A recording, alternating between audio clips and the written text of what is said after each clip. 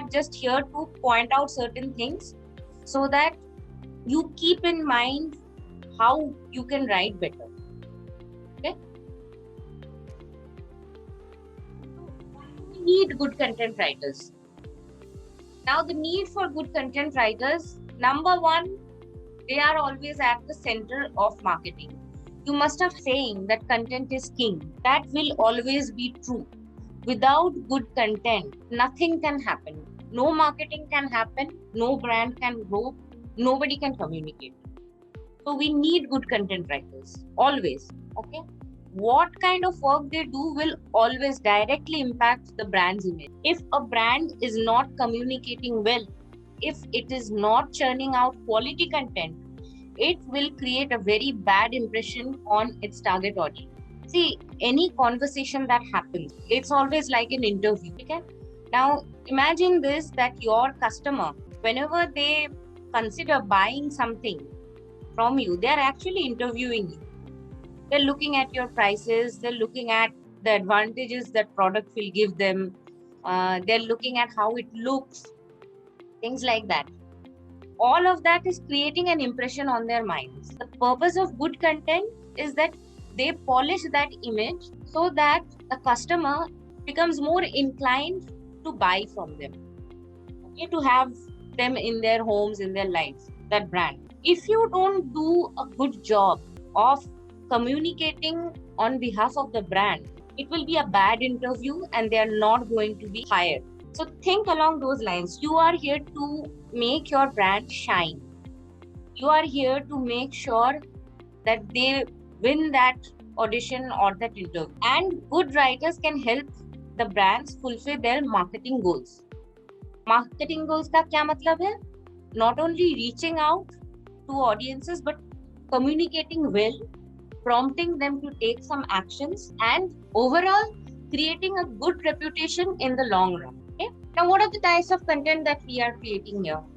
Most obviously blogs, then we do social media posts and descriptions, scripts, digital ads, infographics, pages, whatever.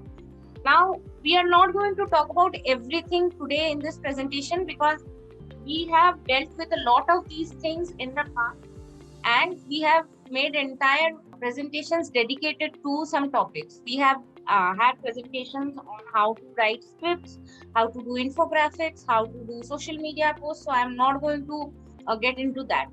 Okay. But in a generic sense, how to write well. This is what we are trying to achieve here. Now, before you start writing, you have to get your perspective right. Okay, see, that is why I said that we are here to learn how to be good content writers and not just writers in general. Okay? We don't write just because we like writing. Take yourself out of the equation. You are here to write on behalf of a brand. You are here to communicate with an audience. This is not about you. Okay? As a result, we are not here to impress anybody with our vocabulary skills. Don't overindulge yourself as writers. Yes, writing will always require some flair. We are not saying that you just sound like a machine churning out words. But don't go overboard. Don't try to beautify your writing because that's not the point here. We write because we want to help the brands connect with their audiences. This is our goal, and to disseminate useful information on behalf of the brands. Okay, this is our goal, and whatever we write, it has to meet this criteria. You are here speaking for a brand. You are not here to showcase your skills first. Now, how to write well? Here are some just general tips. Avoid adjectives, avoid adverbs as well. See, if you are writing and if you use too many adjectives and adverbs, number one, your writing looks very clumsy. It does not appear neat or modern. So if you say that, come and have a look at our splendid paintings, which will totally make your room into a work of art or something like that, don't go overboard there. Especially multiple adjectives should be avoided. Similarly, go for short sentences and paras. A lot of the problems we have with editing are sorted out when you start writing in short sentences and paras. Not only are they more readable by the search engine bots, but they are also easily digestible by humans as well. And writing in short sentences is something which helps you write more conversation. Point number 3 is something which directly correlates to everything else on this. Okay? If you write short sentences, you'll see that you are automatically using more active voice. Okay? This is important because not only does passive voice bring down your readability, because you are all using Yoast SEO, you know what problems it can cause, but also reading active voice, it's easier for the reader. Not only that, when you use active voice, you sound more emphatic, you sound more confident, and you also sound more conversation. If you go for too much passive voice, your writing will start looking very heavy. Be careful with articles, especially the article the. I have seen a lot of places where the has been used indiscriminately. Don't use too many articles. In fact, when we used to start in our journalism, trainings, the first things we were asked to do were to write anything, write our reports without using adjectives, adverbs, and articles. That really helps you write very concise without fluff. Avoid repetition. Don't say the same things again and again. Okay. Of course, we have to iterate our points when we are writing a blog or anything. So, like let's say if your why apple is good for diabetic, okay, you will have to say from time to time that this is the reason apple is good for diabetics. But don't repeat the same thing exactly. Okay? Use simple words. Don't go for wordy, big words. They don't sound like a thesaurus. Cut out fluff. Look at your sentence. Is there something which can be cut out from there? Words like help XYZ, okay, that, like, in case you are wondering, things like these kind of phrases, this kind of words can be easily cut out. Grammarly give some suggestions on that front, but also you yourself as readers and writers should be able to identify them. Cut out fluff, because fluff just makes your writing look unprofessional after a point. Okay? Be very direct. If that means कि थोड़ा आपका इधर उधर हुआ SEO में, instead of 1500 words you may have reached 1200 words, that's fine. If you don't have useful information to fill up that gap with, don't bulk it up, don't bloat it up. Okay, and most importantly, always revise and edit. Take a break after you have finished something, come back, read it out aloud and see how it is going. Okay?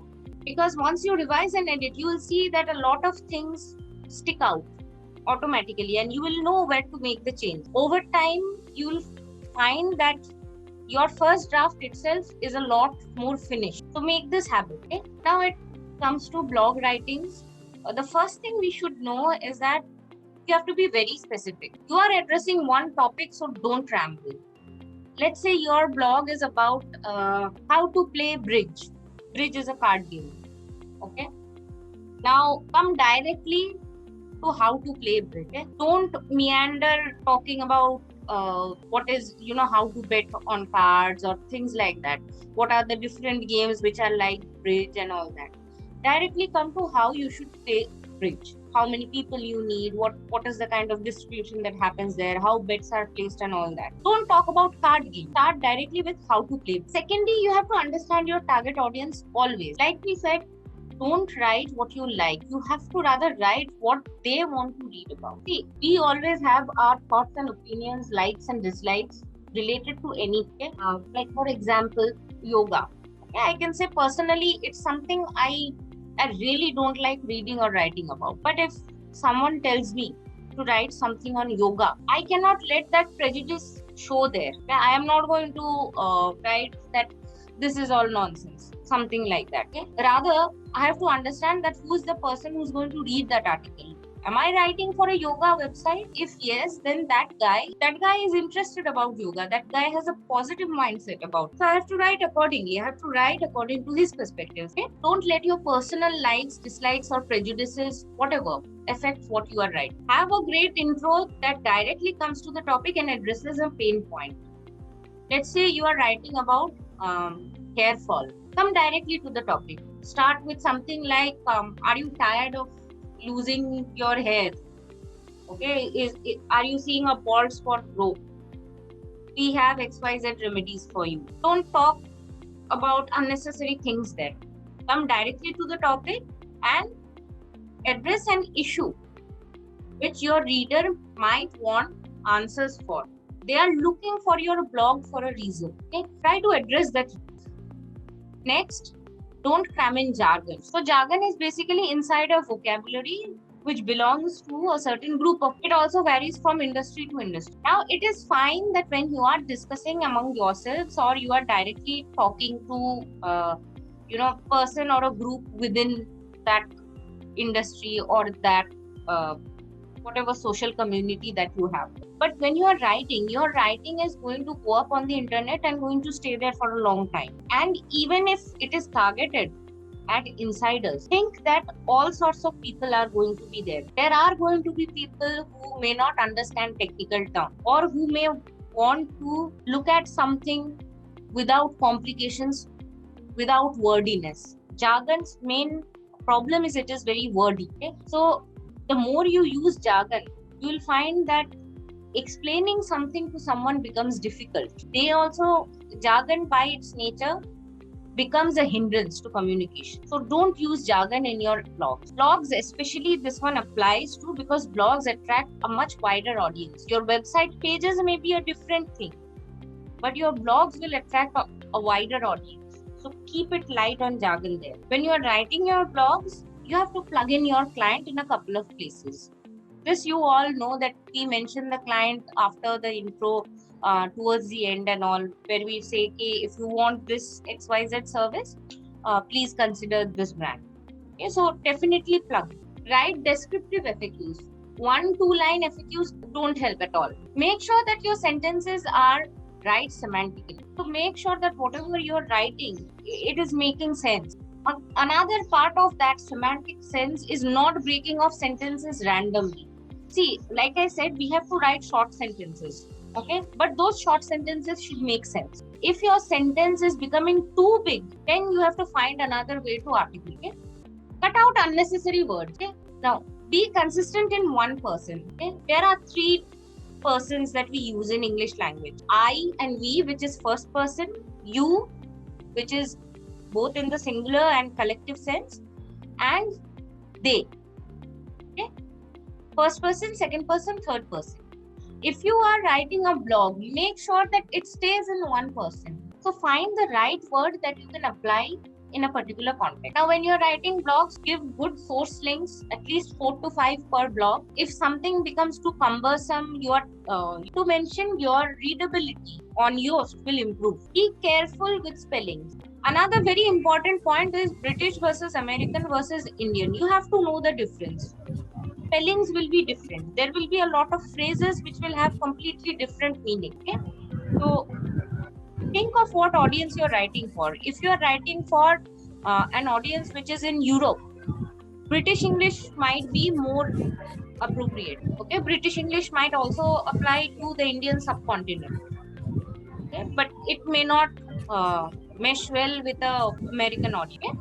Now, pages. When we come to service pages, you have to have the layout in front of you. Service pages have to be made according to the layout. Service pages are design centric. Okay, so you have to write according to a layout, not blind. Keep it simple and professional, because service pages is about formal introduction of a brand to the world. So you have to keep it very professional there. Service page is about what the client offers, so you have to write accordingly. Okay, you have to promote the client there. You cannot just write a lot of theoretical or unrelated stuff. And if for SEO purpose, if in order to meet the word count, have your keywords, you have to use theoretical or generic content, you have to put it in context by connecting to the client. So if you say that vitamins are great for you, you have to say that our vitamin company makes the best vitamins. Next is tips for writing social media posts. Okay, your copy should be brief and catchy. Don't go beyond 10 words. Okay, sometimes longer copy works, but that is rare. So keep your copy under 10 words. Don't be too verbose in the description. Okay, don't be too wordy. Don't explain a lot of things. People don't come on social media to read novels. Okay, they're here to just glance through something. So make sure that what you are saying is to the point and catchy. Description में भी ये apply होता है, so that they can just glance through it and move on.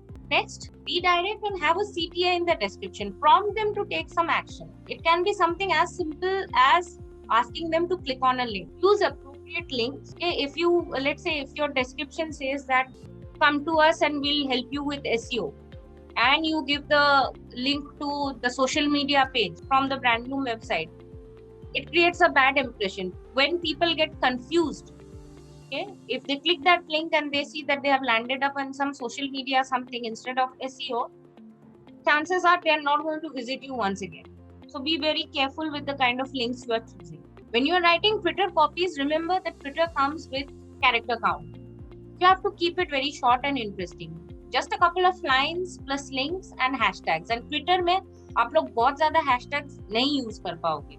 Unlike Instagram, it does not allow you unlimited characters. Group में यार ठीक है अभी भी थोड़ा, but especially Twitter and Instagram, these two are very important in seeing how brands interact with their audiences.